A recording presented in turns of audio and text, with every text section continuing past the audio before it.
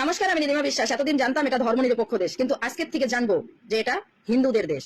এটা হিন্দুস্তান, এটা শুধু কেবলমাত্র হিন্দুদেরই দেশ থাকবে। এই অন্ধভক্তরা চটি সোজা, কারণ এরা বলছে গরু আমাদের মা। তাহলে গরুর চারটে পা আছে, এদের কেন দুটো হাত আছে, দুটো পা আছে, সম্পূর্ণ আলাদা।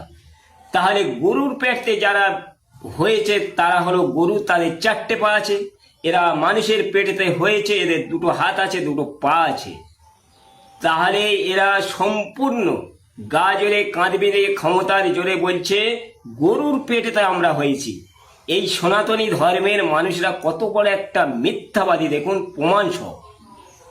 একটু আগে বাড়ো, এদের যখন কোনো অনুষ্ঠান হয় সেই অনুষ্ঠানে কোলাপাতায় উল্টে দিয়ে এরা ভাত খায়। কেউ যদি বলে সেখানেও গায়ে জোরে কাঁধ বেঁধে এরাও জোরে করে ধরে রাখে। শুধু তাই নয়, এই ভারতবর্ষ ইন্ডিয়াটা হলো একটা গণতন্ত্র রাষ্ট্র। এরা একটু সংখ্যায় বেশি বলে এরা জোর করে কাঁধ বেঁধিয়ে ক্ষমতার জোরে বলছে এটা হিন্দু রাষ্ট্র। তাই তোদেরকে বলছি, কোনো দলিল সহ প্রমাণ ইতিহাসে কোনো জায়গায় দেখাতে পারবি? জেন্দেগি দেখাতে পারবি না।